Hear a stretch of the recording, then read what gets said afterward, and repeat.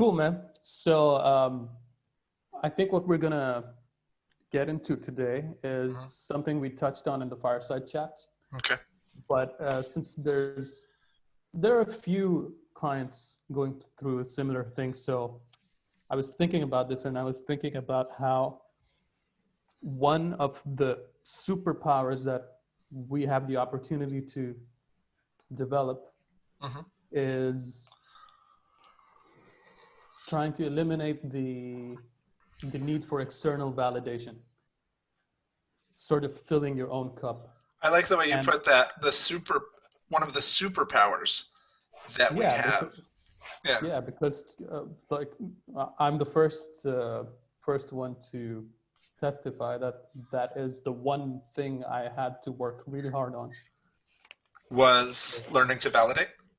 Yeah, to also recognize what external validation is, because it's really tricky sometimes. Sometimes you feel like you're taking care of someone when all you're really doing is waiting for that validation to come back. It's just a trade of services. Whereas if you're constantly focused on internal validation, you never have to wonder.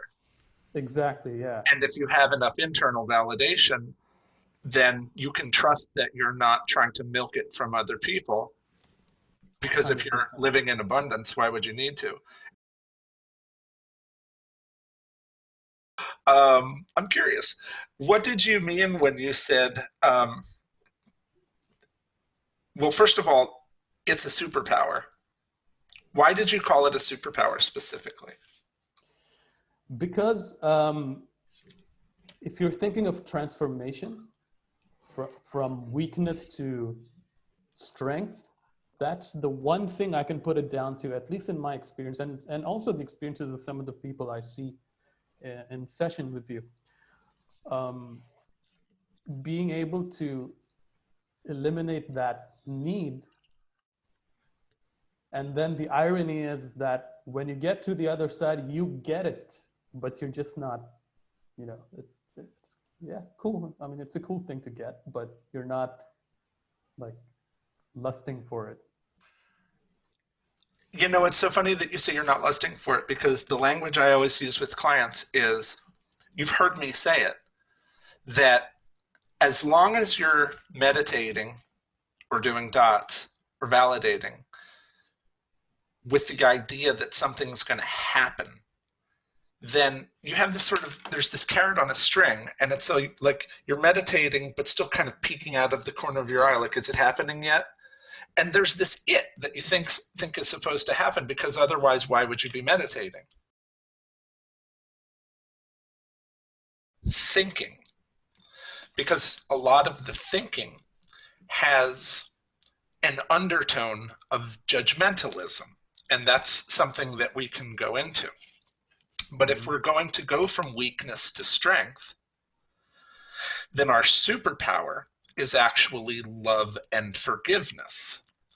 When we use that language out of context, it sounds very hippie. It doesn't help that we're in the green room, and that you're a freaking guitarist in a rock band, and then, I'm an artist. But let's call it for what it is. We're creatives. And the irony of a business called Man Up, which is run primarily by creatives, it's not really that ironic unless you misunderstand what the term man up means. And it is a bit of a double entendre. On one hand, we're hearkening to your father's paradigm, which says, you don't need an umbrella, put your shoulders up. Stand up straight, puff out your chest, shake your hands like a man. Man. And, that's there. It's not only in our social programming, it's actually in our hardwiring. We have testosterone. That's a chemical. It does certain things. Men and women are fundamentally different. We can observe that without being, How dare you? Exactly, right. Without being accused of being sexist. Or whatever they call it these days, if you... So back to weakness versus strength and having superpowers. Um, when you are dealing with a guy who is in a state of perpetual judgment, you're dealing with a guy who therefore is looking for external validation. You cannot validate yourself and judge yourself at the same time.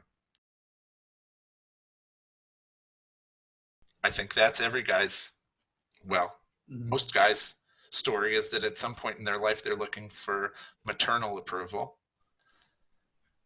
and they're looking for girls to like them when they come of age, if that's the direction they're going. Again, I'll try to be PC, but for, the straight guys out there who are thinking, I'll date around and then eventually I'll find one, club her on the head, drag her back to the cave, and call her Mrs. My Last Name, and live with her in the family way. Those are the guys I coach. But at a certain point, somewhere along the way, they say, well, I'm more than just this routine. I'm more than just this limited paradigm. I feel like there's some part of me that is my soul or my life essence or my spirit or my ambition or my whatever I had when I was a kid and in school. I can't put my finger on it, but it was more than just going to a job and living with this woman who is, or either living with a woman or trying to find the whole man-woman thing. That's just this, that's not a peaceful experience for men. It's an exciting experience. Exciting and peaceful don't always really hang out together. And so at some point, however, he's going to be looking for external validation from girls. He's going to be looking for looking for validation with girls. But as I just said, experiencing tension and a struggle and excitement. So if you're experiencing excitement, that's not peace. He's also going to be looking for validation from, when he's younger, he'll look for it from teachers. Mm-hmm. As he gets older, he'll look for it from bosses. Obviously, these are paternal figures. So he's looking for it from school coaches if he's in sports. Even if he's not in sports, it could change his life if he has a good gym coach, and it could ruin his sports career if he has a bad one. Mm-hmm. Same thing with your art teacher. You tell a kid, yeah, that looks like crap. That wasn't the assignment. Don't quit your day job. There's a kid who's not going to art school. Unless he's so defiant that he makes that the reason he's going to go to art school. But we're looking for approval. That's the bottom line. We're looking for approval, so we wear clothes that make people think something of us. We're looking for approval, so we affect voices that make people like us more. We're looking for approval, so we concern ourselves with our hair or lack thereof, our teeth. Oh, bad. Yeah. And also the Muay Thai came in because I wanted to get that grit and that, but then eventually it just, the purpose for me loving Muay Thai changed. And I just loved the more spiritual side of it, the more cultural Thai culture kind of side of it, and just being able to do something that's it's combat, but it's still, there's an element of meditation. Do you know that you're preaching to the choir on this one? I am such an incredible MMA fan. Yeah. You could, I guess technically I'm still a casual because I'm not currently practicing, and, I don't know every fight that every guy's ever done or whatever, but I watch a lot of MMA. I have been for a while. I was a Taekwondo practitioner. I've boxed. And I remember in martial arts going through the process of coming into it as a young kid. I was young in karate, but I wanted to get into it because I thought it was cool. And I was like, I'm going to be a badass and be able to beat other people up. That was what was interesting for me about karate, right? And then I got in there and I turned into this little nerd who was running around, I would run around and I would jump up and kick the bag. And I had this other little friend who was a little brainiac, and we would like challenge each other to see who could spell a word fastest on the lap and kick the bag. So I'd be like, encyclopedia, ENCICLOPEDIA, and do a double snap kick, and then we'd run around again. The point of that is I couldn't change my nature. I'm a creative. But I did go into the class. I did learn all my katas. I did learn to walk through all of my katas with precision. I did, practice improvisational sparring, learn how to do spinning techniques, learn how to break crap, had a brick covered in carpet that I would use to basically create bone spurs. I was this little kid doing this. It was like second, third grade. Hiya, hiya, hiya. And but eventually, I started to understand the spiritual aspect of martial arts, which is also the mental aspect of martial arts, and it was completely the same. It's what we call dot mind. It was completely that same flow state, that headspace that I would get into when I would play my bongos to some old James Brown 45s. I lived in the hood in the 70s, and so I was like with the bongos. And that was the same headspace that I would be in when I would draw or do anything creative. I think all young kids have that, right? As a teacher, as somebody who's taught younger kids and taught them art, I can tell you, there's an age where they're all willing. And then as they get older, you can see the shyness and the fear and the hesitation and the self-judgment start to set in. And then they get to an age and they're either, yes, I'm creative, or no, I'm not creative. There's this total divergence. So when you were a young guy, before you decided to get into martial arts, were you a pushover? Were you somebody who got sand kicked in his face? Were you somebody who decided, I'm not going to be that wimp and that weakling. I'm tired of being intimidated by other men. I'm going to go do some macho thing. Was that your deal? I was so quiet and so shy that I was barely noticed by anyone. Even bullies would forget that I exist. You are kind of like a freaking, like you just kind of move through like a cloud, man. I gotta say, you have that aspect. Whereas I am not freaking invisible, dude. I enter a room and it's like everybody knows it. Yeah. Okay, so you really just kind of played the shadows, huh? I got really good at kind of talking my way out of anything. So my gift of gab started as a defense mechanism, I also learned that if I could reason with people, typically I could avert problems. And if that didn't work, well, then I was just dealing with a jerk. And when I realized that the only language that a jerk speaks when nobody else is around is physical, then it occurred to me, it's probably not a bad idea to have some tools in my tool belt. Yeah. Mm-hmm.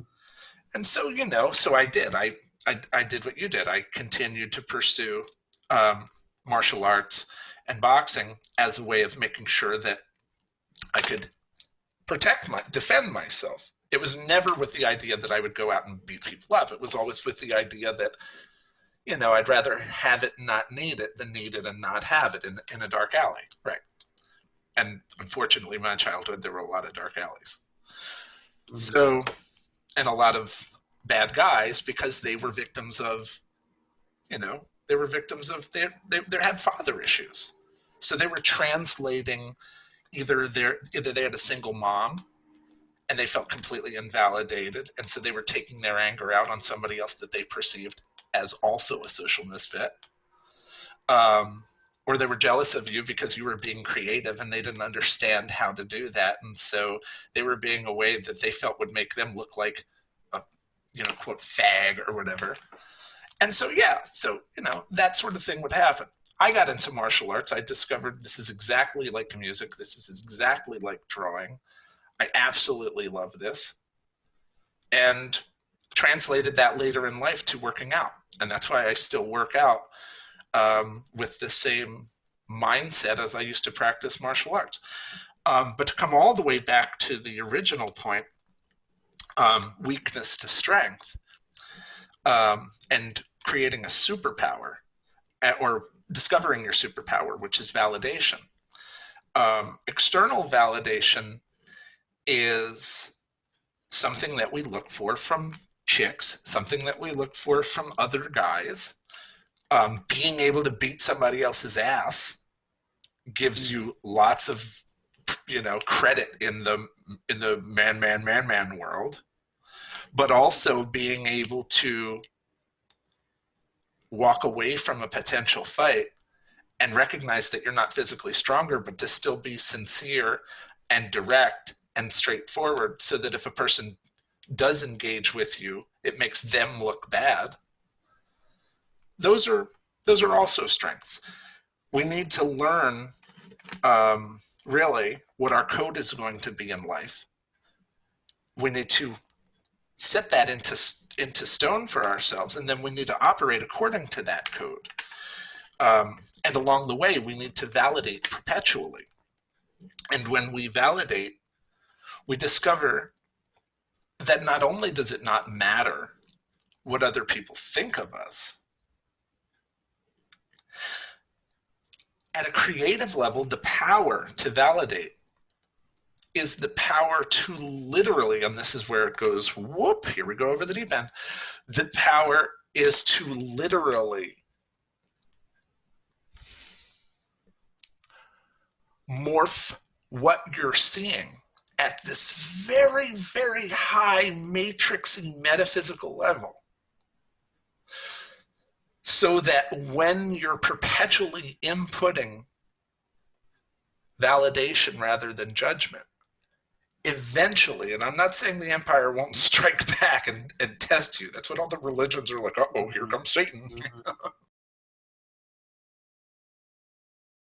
You don't want this? And you have to be steadfast, and you have to say, boy, violence and destruction, for as sexy as you are to my ego, yeah, I'm going to have to let you go. And then you discover that, and you know this because I've watched you go through the process, which is why you're here interviewing me. As you know, you discover that the snake on the ground was a coiled rope, as they say. You discover,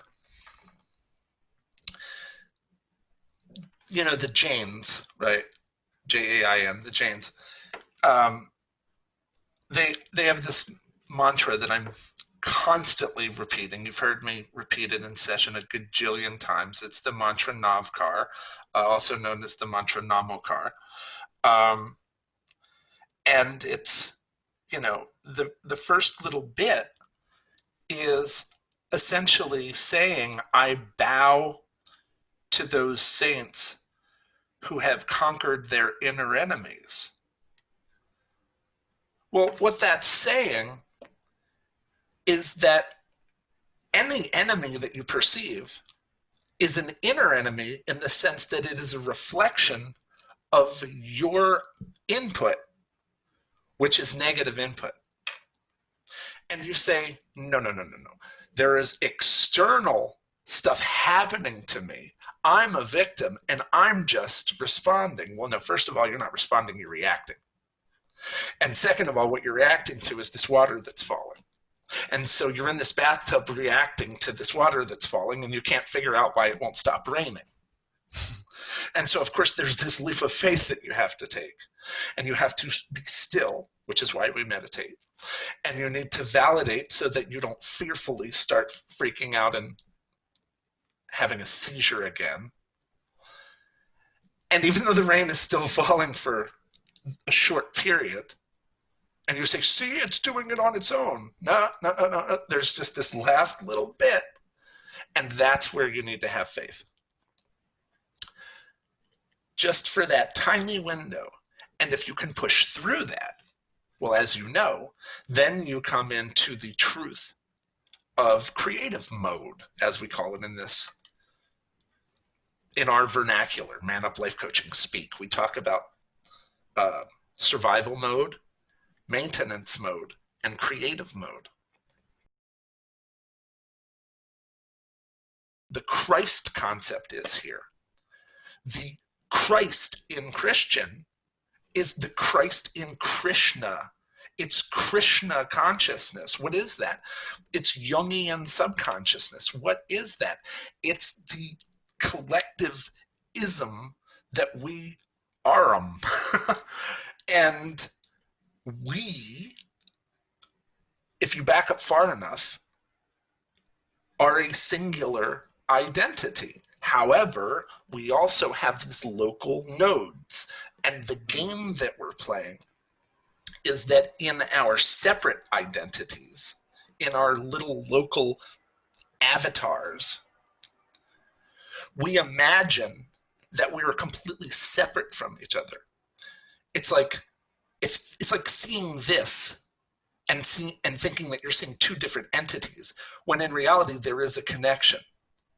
Don't give any meaning to the devil horns, Oga Boga. I'm just saying that's, I was kind of actually thinking of a you, right? Mm-hmm. But so the idea is, yeah, we're connected. We're connected. And that seems so simple to say. But if you really believe that we're connected, genuinely connected, then the idea that my thought is your thought, my seeing is your seeing, my being is your being, and therefore my consciousness is your consciousness, shouldn't be that weird. Mm-hmm. The way Christians resolve that for themselves is to say, we are all in Christ. The body of Christ is, of course, the collective. And I always say that you come together like Voltron. All these little guys come together to form this big super character. Yeah. Who has this, all my little parts have come together. Now, you can't be you and still be this guy's like kneecap. Hey, I'm still here. No, you have to sort of turn off and give your life energy to the bigger identity and trust that you're going to get your independence back. But what it reminds me of why. So there's this prayer in the Hawaiian prayer, right? The Ho'oponopono, where it's like the whole concept is you seeing something wrong in the external world and saying what's going on inside of me that's causing this to happen. Yes. It's got nothing to do with you. And so they do this prayer where they're healing inside in order to heal what's outside. So that maybe gets into too much spirituality for a lot of people. No, but there's a truth. Yeah, there's a truth to that. There not only is there a truth to that. It is. It's the only truth. But you have to know that. And when you know it, then it's just like talking about, yeah, it's warm in here. Yes, it is warm. I am sweating. I too am sweating, right? This is where practices like Feng Shui and things also start to. So you arranging stuff in your little room is a manifestation of what's going on inside of you.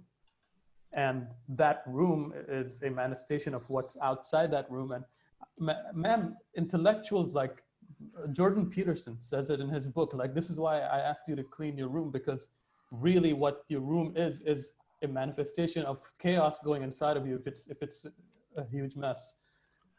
Today, I had a session in which we talked just about this. I have a client who he's before your time, but he and I shared an office together. My office was total feng shui. You come into it and you're like, it feels really good in here. His office, it was like the Odd Couple. His office was just papers and some freaking orangutan stuffed animal, and then some little Superman doll rubber banded to something, and piles of papers and wires, and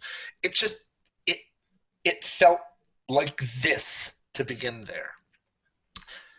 And when you looked at this guy, that was his energy.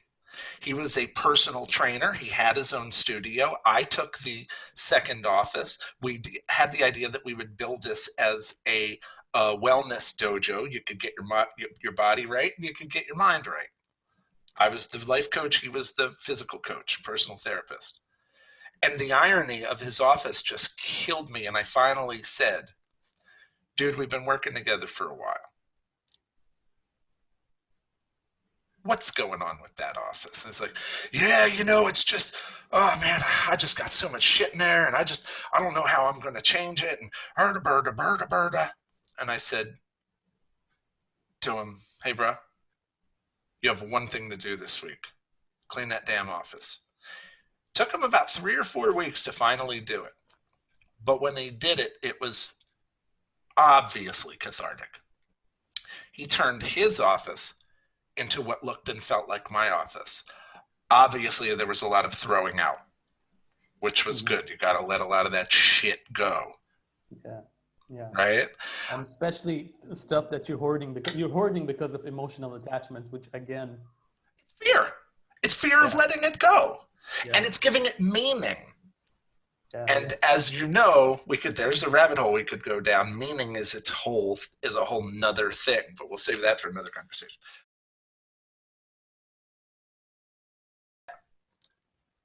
As weird as it sounds, the truth, which is discoverable if you're willing to, so don't knock it till you've tried it.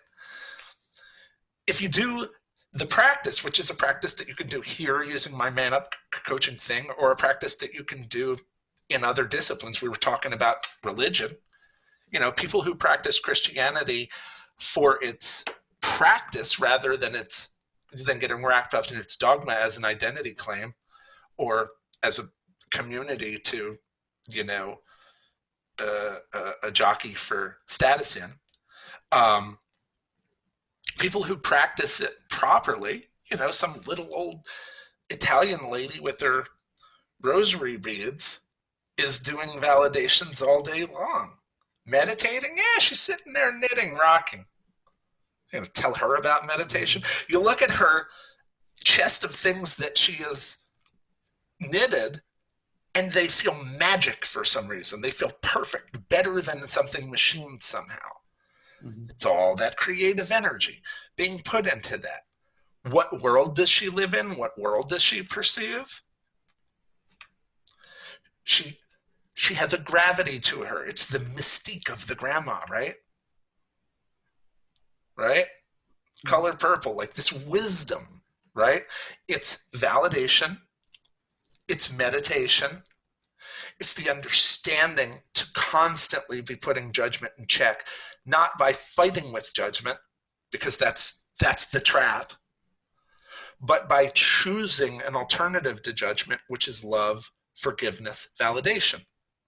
To validate, especially when you're feeling negative, but also to validate when you feel fine, just like watering your grass when it's green, so it stays green. So external validation versus internal validation, you input validation, validation, validation, validation. The world outside of you ultimately reflects what you're putting in. Well, then how come when I look at the world right now, I see a coronavirus, and I've been 40 years of and I did everything right, and I followed the rules, and I didn't eat pork or whatever the hell. Like, well, so answer me that. No. Go meditate and validate, and then holler at me in about a year. Mm-hmm. There's no argument that you can win with this language. The only thing you can do with this language is communicate with people who already understand what you're talking about through practice. And the only way to motivate people to practice, not just a little bit, but to practice until they get the result. Mm-hmm. Honestly, I think it's this medium more than anything else. Yeah. Don't you feel that? Because it's real. You're like, these guys aren't insane. They're obviously sitting there talking about something.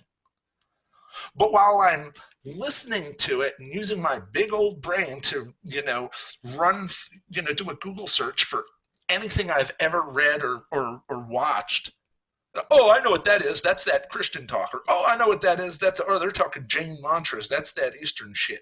Oh, yeah, he's talking about fear versus love. So that's A Course in Miracles. So that you can't just pick things out of what we're saying and put them into these little containers and then say, yes, I understand you. That's still analytical thinking. Mm-hmm. You need synthesized thinking, holistic thinking, which is not a bad word, by the way. Again, in Christ is a concept that is fundamentally holistic. Krishna consciousness, Jungian shared subconsciousness, universal connectivity, even just energetic connectivity. These are holistic ideas.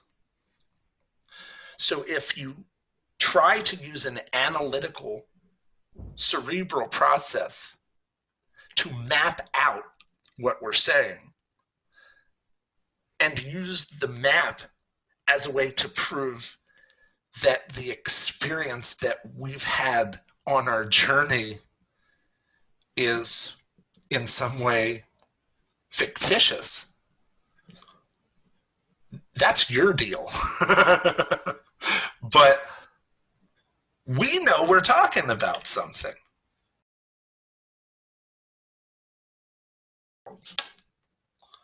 Well, how do we transcend our world? Well, work on your world. If each person works on his world and locally makes his world what it could be rather than what he believes it has to be, then there we are. Isn't that how you feel about it? Yeah, definitely. And also, like, if you want to have any degree of control on the outside world, you need to prove it. You need to prove that you're capable of controlling the little things around you and inside of you. Absolutely.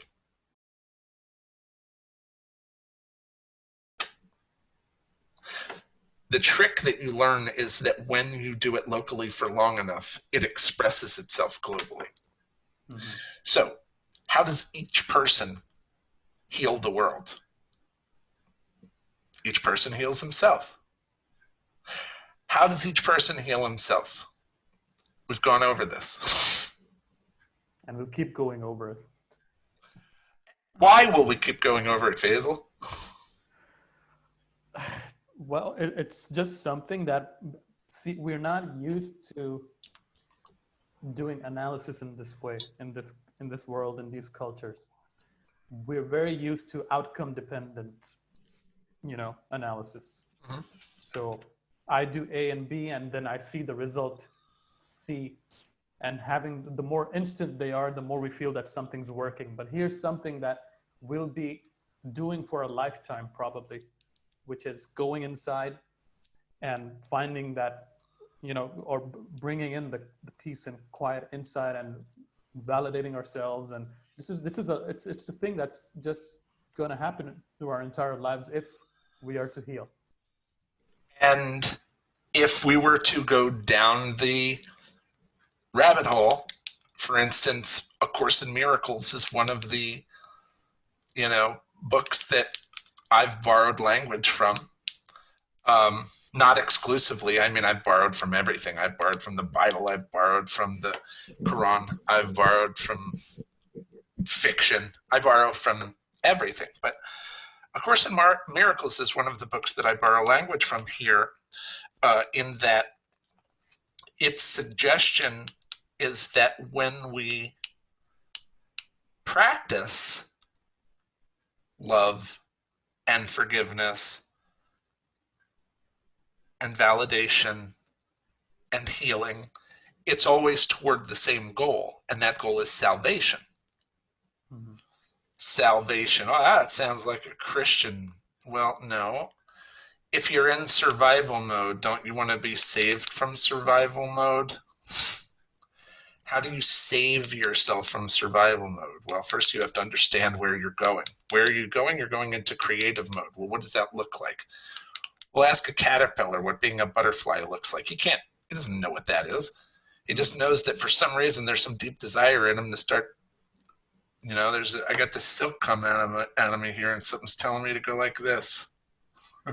Now I feel like I should probably get in it. Yeah, you should. You should get in it. Perfect analogy for a quarantine period. Yeah, and it's a perfect analogy for a cellular existence. Mm-hmm. And it's like this huge Mandelbrot set. Of course, the thing refers to itself. Why wouldn't it?